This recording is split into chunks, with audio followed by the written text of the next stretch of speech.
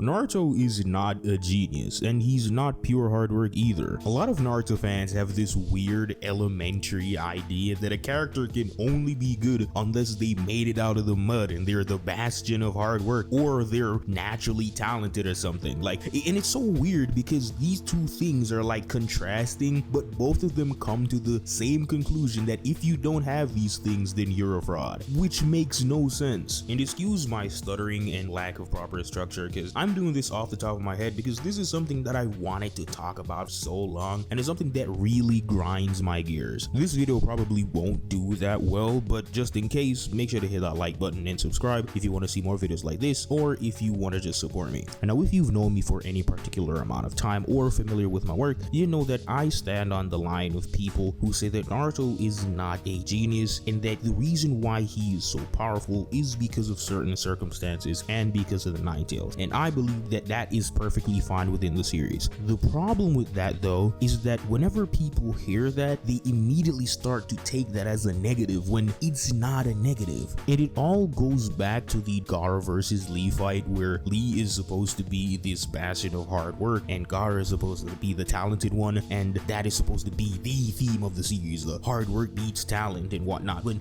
that's just not the theme of that fight, and that's not even a theme within the series. Hard work beating talent is not a theme in Naruto. It has never been, and I don't understand how we came to that conclusion, because even in the Lee and Gaara fight, that was not a showcase of hard work beating talent, and the series is not telling you that this is the right thing and this is what you should take away from the fight. And this is because if you actually read the chapters and you read the fight, then you'd realize that Lee is talented. He's not just hard work. He's stated to be talented.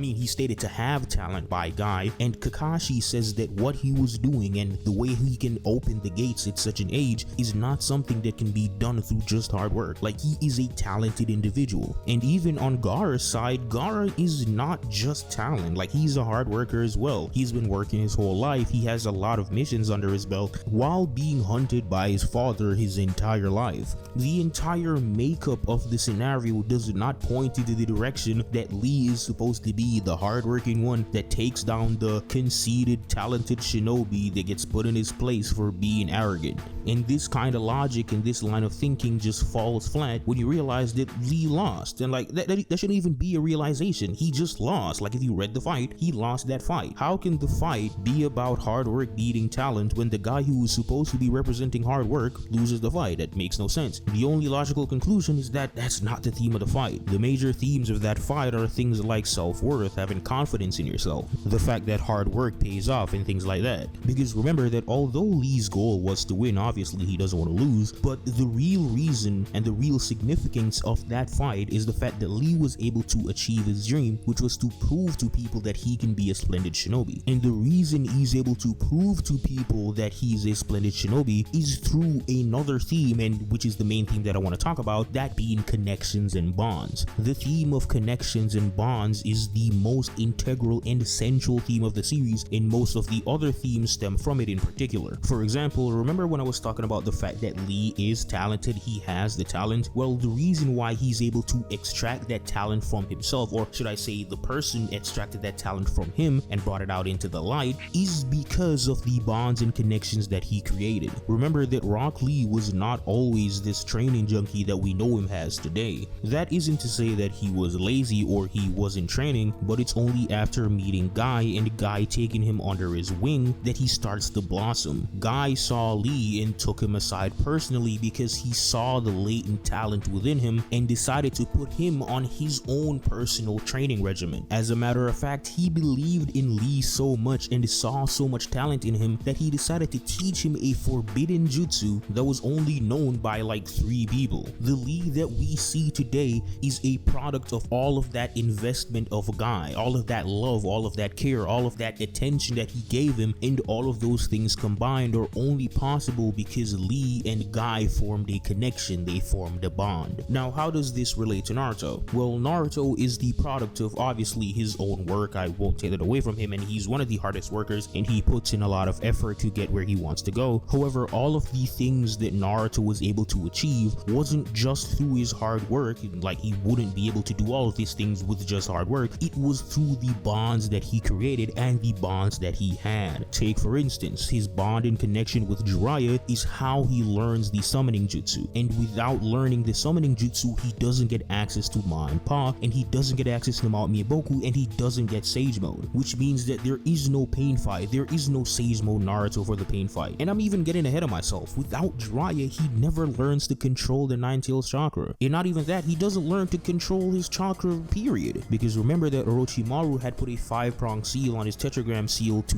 basically mess with the way how the Nine-Tails chakra mixed with his, and the person that was able to come and unseal that and allow him to walk on water, which is one of the basic things in chakra control, is Jiraiya. Naruto would have possibly had permanently unstable chakra if it wasn't for Jiraiya coming in and helping him. And that's just touching the tip of the iceberg. The person who taught Naruto the Rasengan was Jiraiya. If he never meets Jiraiya, he never learns the Rasengan. And I don't think I need to explain why the Rasengan is such an integral part of Naruto's character and why it's significant throughout the entire series. But even on a non-physical level, it is specifically because of the bond that Naruto created with Jiraiya that Jiraiya decided to teach him his philosophy and decided to pass on his will of trying to find world peace, and this in particular is imperative to Naruto's confrontation with pain. Without Jiraiya and all of the things that he taught Naruto and all of the experience he gained because of him, he wouldn't have had an answer to pain. He wouldn't have had this connection, this bridge with Nagato where he could empathize with Nagato and show him that although we came from similar situations, because I have my friends and because I have all of these connections that I've made, I can now be stronger. I don't have to take on everything alone, which is why he can walk forward and not abandon his ideals, because he has people he can fall back on. And this isn't even just a Naruto specific thing or a Naruto specific thing. This type of logic is baked into the power system. Like, bonds make you stronger in Naruto. Like, that's the reason why a lot of people have their strength. In fact, it's one of the main reasons why people are strong. Like, there is literally an aspect of the Naruto power system where depending on whether or not you are protecting someone that you love and care about, you will just get stronger. Like, it's literally baked into the system that if you have people that you care about, then you just get stronger. And this isn't even some outlandish concept, because remember, chakra is made up of two components: your physical energy, which is the energy that is produced by your cells, and mental or spiritual energy, which is the energy that you gain from experiences, training, and what have you. Which means that gaining experiences and gaining emotional experiences literally contribute to your chakra. This is something that is baked within the series and is particularly evident in the way in which the Uchiha gets stronger and gain power. The Uchiha gets stronger through heightened emotions, like the literal Sharingan manifests when an Uchiha feels an emotional reaction, and that triggers a reaction in the brain that releases a special chakra that changes their pupils or their iris and bestows upon them power as their emotional state increases. The clan is quite literally stated to run on love, so the more people they have to love, the stronger they will get depending on the circumstances. And this sort of goes back into the theme of this entire video, which is that it's okay for a character to be a genius. It's okay for them to be skilled. That's not a negative thing in the series, and the series does not posit them as negative, and that it's okay to be reliant on other people for your success within Naruto. The concept of being carried in Naruto and that being some sort of negative thing is such an outlandishly foolish thing to think, especially in the context of Naruto, when that's like the entire point of the series. We go through 700 chapters of Naruto, and one of the main conclusions that we get at the end is that true strength comes from the bonds and connections that you create. As a matter of fact, on Madara's deathbed, he laments about the fact that if he had actually created a community, created a family, created these connections and spread his ideology down to the next generation, then maybe he would have been able to achieve his dreams. He lost because he couldn't pass on his dreams onto the next generation. He tried to do everything by himself, and look where it got him. He lost. So when a character is heavily reliant on another character for strength or for emotional support or to grow and progress, that's not a sign of them being a fraud. That's a sign of them actually being a good representation of the narrative and the themes of the story. Like, take Naruto for example. Minato purposely put the Nine-Tailed Fox inside of his son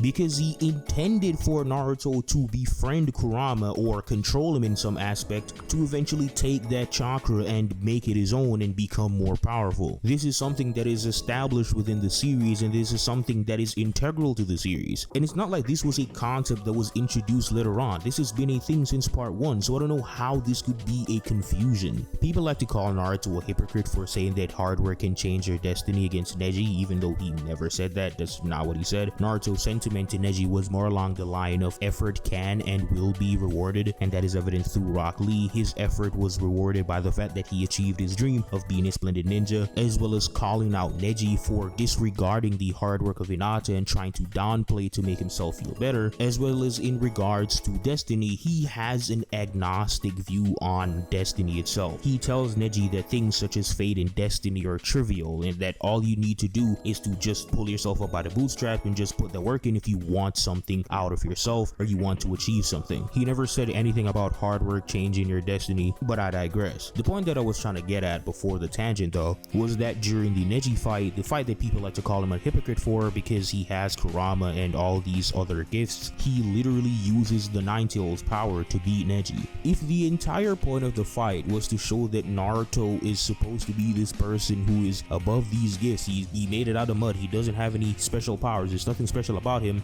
then why would he have a 10-chapter long training arc learning how to use Kurama's power and then use Kurama's power in the fight? It's pretty obvious that that was not one of the core themes of the fight. The series has never demonized people having special gifts, special lineages, special powers, or pushed them aside for the sake of the more hard-working one. As a matter of fact, from the beginning of the series, it's been telling us that having these special gifts and having these special genetic traits are supposed to make you better. People with Genkai since the beginning of the series have been glazed to high heaven because them having that power is just part of the series, and it would make no sense for Kishimoto to add things like Genkai, Dojutsu, Jinjurikis, and whatnot to then undermine all of those things to push forward this idea that only people who are solely hardworking, that are never born with any gifts or whatnot, can be valid representations of shinobi. It's all just completely asinine. And I know I keep going back to Naruto, but he really is at the center of all of this because he gets the most criticism for it. But yes, Naruto was an underdog. If you know what the definition of an underdog is, it's just someone that's not expected to win. People don't believe in them, and people don't think that they have any chance of winning. It doesn't matter what secret techniques they have or secret powers that they have or that they're destined for. To be an underdog just means that people don't believe in you.